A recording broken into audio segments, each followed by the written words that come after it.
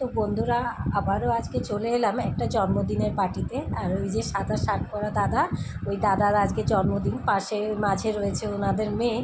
তো মেয়ে এই পুরো অ্যারেঞ্জটা করেছে তার বাবার জন্মদিনের জন্য।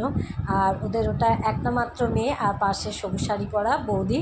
তো সবথেকে মজার ব্যাপার, যার জন্মদিনে এসছে আমি কিন্তু তার নাম জানি না। সবাই রাউতদা বলে ডাকে, আমিও রাউতদা বলে ডাকি। তো ওনাদের সঙ্গে খুবই ভালো সম্পর্ক আমাদের।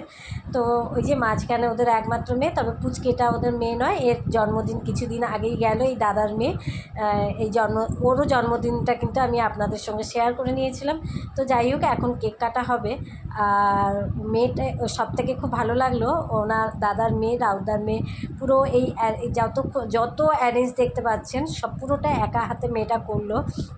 ও কিন্তু যেদিন প্রোগ্রাম হচ্ছে তার পরের দিনই ও বাইরে লেখাপড়া করে, ও চলে যাবে। বাবাও অন্য জায়গায় চাকরি করে, দাদাও অন্য জায়গায় চাকরি করেন, দাদাও চলে যাবেন। তো সেই একটা দিন রবিবার ছুটি পেয়েছে, সবাই মিলে সবাইকে নিয়ে আনন্দ করছে। এরপর এই যে দেখতে পাচ্ছ, তো কেক কাটা হয়ে গেছে, এদিকে ধীরে তাদের ফোমগুলোকে মাখা চলছে এরকম করে, জানেন। আমিও তাই জন্য সবাই আমরা সাইডে সরে গেছি, কারণ এই সময় মানে যদিও প্রচুর গরম, যেদিন প্রোগ্রামটা হচ্ছে প্রচণ্ড মারাত্মক গরম ছিল। তো এইদিকে তাদের ফুল ফ্যামিলি কেক কাটিংয়ের পর এবার কেক খাওয়া চলছে। মেয়ে বাবাকে খাওয়াচ্ছে, বাবা মেয়েকে খাওয়াচ্ছে, স্বামী, মানে খুব সুন্দর দৃশ্য ছিল। তো যাই হোক, প্রচণ্ড কিন্তু গরম ছিল। তো গরমের মধ্যে আমি আর পারলাম না, এসে তাই একটা জায়গায় বসে গেলাম। তো ভিডিও শ্যুট করতেও আমার কষ্ট হচ্ছিলো, একে শরীরটা খারাপ ছিল, তার মধ্যে এত ভিড় আর গরম।